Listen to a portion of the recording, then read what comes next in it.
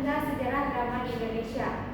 Sebelum itu, perkenalkan nama saya Nini Juliani dengan NIM 24016141 dan rekan saya Wafi Yudhini dengan NIM 24016161. Saya Nana dengan NIM 24016127. Saya Nila Latifa dengan NIM 24016139. Saya Sekian dan Putri dengan NIM 24016157. Baik, langsung saja kita masuk kepada pemakaran materi yang pertama, yaitu mengenai asal-usul drama yang akan dijelaskan oleh Naila. Kepada Naila, disilakan. Baik, terima kasih moderator. Di sini saya akan menjelaskan mengenai asal mula drama. Drama berasal dari bahasa Yunani kuno yaitu draumai, yang artinya bertindak atau beraksi, di mana istilah ini menegaskan bahwa drama merupakan suatu karya yang menampilkan tindakan dan perbuatan melalui pengetasan. Asal mula munculnya tidak lepas dan tidak bisa dipisah dari nilai-nilai keagamaan dan religius masyarakat Yunani kuno, yang perkembangannya itu dimulai sejak abad ke-6 sebelum Masehi, dan tidak hanya berfungsi sebagai hiburan, tapi juga nilai sosial dan ekspresi spiritual masyarakat Yunani. Berlanjut kepada drama di Yunani kuno. Drama Yunani bermula pada perayaan keagamaan yang disebut dengan Festival Dionysia, yaitu festival untuk menghormati dewa Yunani, yaitu Dionysus, yaitu dewa anggur dan kesuburan dalam mitologi Yunani.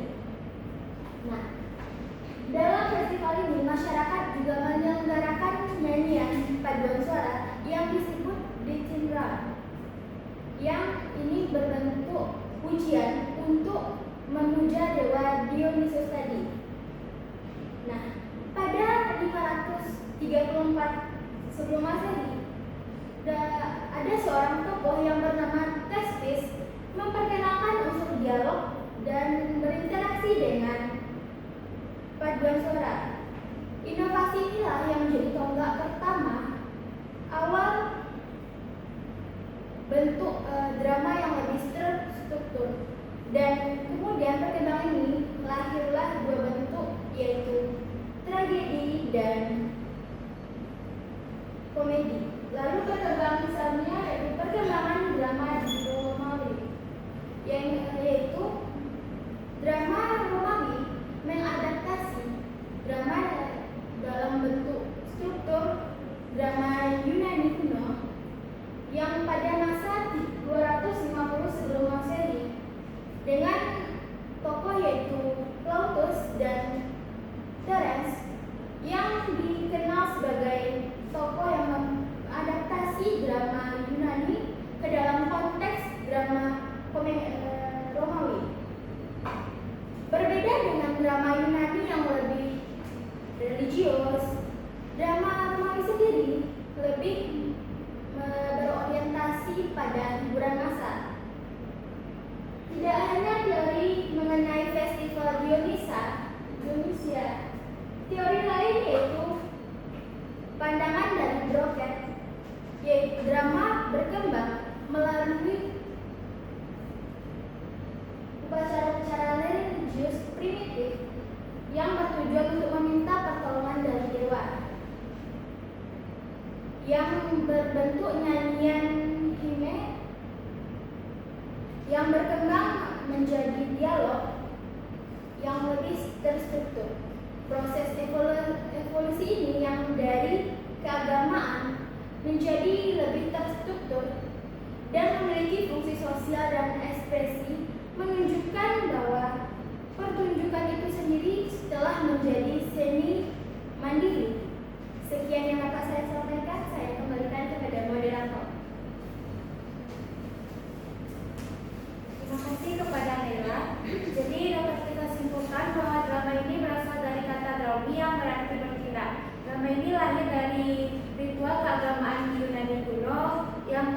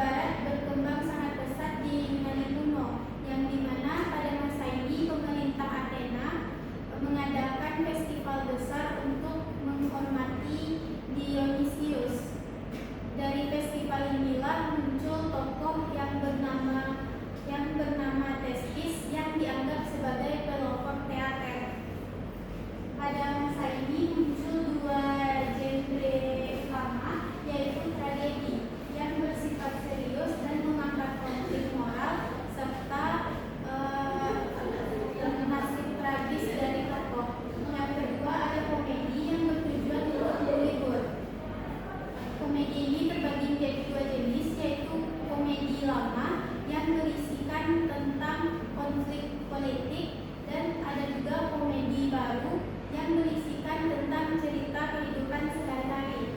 Nah, yang ketiga ada masa Romawi kuno.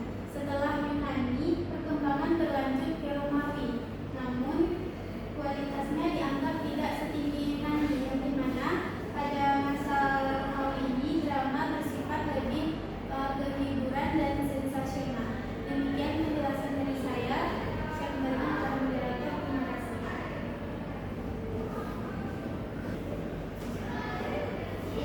Baik, terima kasih kepada Mela. Penjelasan selanjutnya yang akan dilanjutkan oleh Suci. Kepada Suci, dipersilakan. Oh baik, saya akan melanjutkan penjelasan dari Mela. Yang keempat itu abad pertengahan atau pengaruh gereja. Pada masa ini itu sastra barat suka banget dipengaruhi oleh gereja. Ibaratkan gereja ini yang menjadi bos sastra. Sastra sering banget dimainkan di gereja dengan cerita kelahiran Yesus, kehidupan Sabto, dan ajaran moral. Jenis dramanya itu drama liturgi, miracle, dan yang bersifat moral, kebaikan moral. Intinya sastra ini dijadikan sebagai nyebarin sebuah nilai agama. Selanjutnya itu Renaissance. Renaissance ini itu sastra barat yang meledak dan berkembang pesat. Pada saat ini manusia kembali menjadi pusat perhatian atau humanisme. Bahasa Latin diganti dengan bahasa nasional dan tokoh terbesarnya itu William Shakespeare. Salah satu karyanya mungkin yang kita kenal yaitu Romeo and Juliet. Selanjutnya itu perkembangan drama dan sastra barat modern dalam aliran kesenian. Yang pertama itu neoklasik pada tahun 1630-an di Prancis. Menurut Sumarjo tahun 1946, neoklasik ini hanya tragedi atau komedi, tidak boleh dicampur, yang berisi ajaran moral dan karakternya universal, tidak boleh bersifat individual atau yang aneh. Dan kesatuan waktu tempat kejadian ini harus dipertahankan, maksudnya hanya terjadi sehari semalam, terjadi satu tempat dan mengangkat satu kejadian saja. Yang kedua yaitu romantik. Romantik ini muncul pada tahun 1800 sampai 1850-an. Ini muncul karena ketidakpuasan terhadap neoklasik. Pada teater ini kita bebas berkreativitas, insting alamiah dan perasaan memahami manusia dan alam semesta. Tokohnya itu Cornelis dan Michael dari Inggris, Gautier dari Jerman, dan Vichy Dumas dan Poussin dari Prancis. Pada romantik ini juga lahirnya melodrama seperti cerita jahat versus baik. Selanjutnya yaitu realisme. Ini tuh muncul karena ketidakpuasan terhadap romantik karena dianggap tidak mungkin terwujud. Realisme ini menggambarkan kehidupan yang subjektif. Tokohnya ada Dumas, Aguirre, Pinero, Gogol, dan lainnya. Pada masa berkembangnya realisme muncul juga aliran yang bernama naturalisme. Selanjutnya simbolisme. Ini tuh lahir sebagai jawaban dari realisme atau kenyataan yang tak bisa diukur logika. Kenyataan yang dapat dipahami lewat intuisi. Tokohnya ada Matteo Rulli, Wagner, Appia, dan lainnya. Yang kelima itu ekspresionisme. Ini tuh muncul karena tidak puas dengan realisme. Jadi ini tuh kayak balik menyerang. Karena menurut kaum ekspresionisme, kebenaran yang hakiki itu terletak pada batin dan jiwa. Awalnya ini tuh bentuk dari seni rupa dan termasuk pada bentuk kesenian lain. Yang terakhir yaitu absurdisme. Ini tuh menggambarkan kehidupan yang kacau dan tidak masuk akal. Tokohnya seperti Samuel Beckett dan Eugen Ionesco. Sering membingungkan penonton, tapi setelah letak maknanya drama ini, karena kehidupan ini penuh pertanyaan tanpa jawaban. Sekian materi yang saya sampaikan, saya kembalikan kepada moderator. Terima kasih kepada Suci. Jadi, perkembangan sastra barat ini bermula dari ritual keagamaan Yunani kuno, lalu munculnya tragedi dan komedi, serta dipengaruhi oleh gereja pada pertengahan, dan berkembang pesat pada masa Renaissance hingga munculnya aliran baru seperti realisme dan absurdisme sesuai dengan perkembangan zaman. Materi selanjutnya yaitu mengenai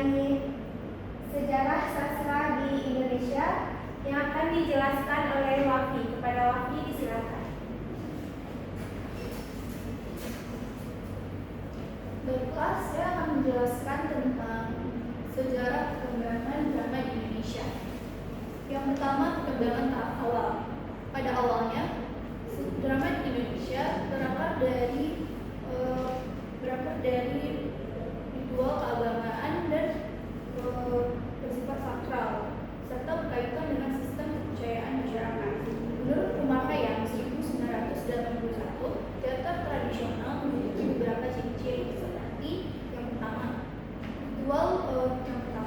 ruang lingkup bersifat terbatas dan terbatas pada masyarakat penduduknya, yaitu pertunjukan biasanya hanya dipahami oleh beberapa masyarakat setempat saja. Yang kedua, berkembang secara perlahan mengikuti dinamika masyarakat tradisional. Jadi pertunjukan itu bertahap secara tradisional mengikuti budaya masyarakat. Yang ketiga, tidak bersifat spesialis. Jadi pemainnya itu biasanya berasal dari warga biasa dan bukan dari aktor profesional. Yang keempat, bersifat anonim dan kolektif. Pertunjukan itu milik bersama dan tidak diketahui siapa penciptanya karena bersifat turun-temurun. Nah, selain itu, teater tradisional juga memiliki fungsi sosial yang sangat kuat dalam masyarakat. Di antaranya yaitu sebagai yang pertama sebagai sarana pendidikan moralitas dan penyampaian nasihat. Yang kedua, untuk mempererat solidaritas. Yang ketiga, sebagai sarana untuk penyampaian kritik sosial secara tidak langsung. Yang keempat, sebagai sarana hiburan dan lara. Yang kelima, sebagai wadah penyebaran ajaran agama. Perkembangan berikutnya ditandai dengan munculnya teater rombongan, di mana kelompok profesional mulai berpindah ke bidang kota untuk mementaskan pertunjukan. Ciri khas utama teater ini adalah pertunjukan dilakukan dengan tanpa teks baku. Jadi itu sangat mengandalkan improvisasi dan kemampuan aktor dalam berinteraksi secara langsung kepada masyarakat di berbagai daerah. Yang ketiga, drama dan teater naskah. Kita masuk pada era drama dan teater naskah. Tradisi penulisan naskah modern mulai berkembang sejak awal abad ke-20-an. Drama naskah modern dibagi menjadi beberapa tahap. Tahap pertama, tahap 1926 hingga 1942. Pada periode ini jumlah naskah masih sangat sedikit atau terbatas. Yang kedua, tahap 1942 hingga 1945. Pada periode ini jumlah naskah mulai meningkat walau pendudukan Jepang masih bersetar. Yang ketiga, tahap 1955 hingga 1960. Periode ini menjadi momentum penting dengan berdirinya Akademi Teater Nasional Indonesia atau bisa disebut juga dengan ATNI. Yang kelima, tahap 1970-an hingga sekarang, perkembangan semakin dinamis dengan tumbuhnya Dewan Kesenian dan festival teater berbagai daerah. Sekian penjelasan dari saya. Terima kasih kepada Rofi. Jadi setelah dijelaskan dari asal-usul drama, perkembangan sastra barat hingga sejarah drama di Indonesia, dapat disimpulkan bahwa drama ini adalah hasil karya sastra yang lahir dari kebutuhan manusia untuk menyampaikan gagasan, pengalaman pribadi dalam bentuk pertunjukan. Di Barat, drama ini lahir dari ritual masyarakat kuno hingga menjadi bentuk modern yang kompleks. Di Indonesia sendiri, drama ini tumbuh dari tradisi lokal dengan pengaruh teater modern yang menyesuaikan dengan perubahan zaman. Jadi secara keseluruhannya, dalam sejarah drama di Indonesia ini selalu berkaitan dengan budaya dan masyarakat. Sekian pemaparan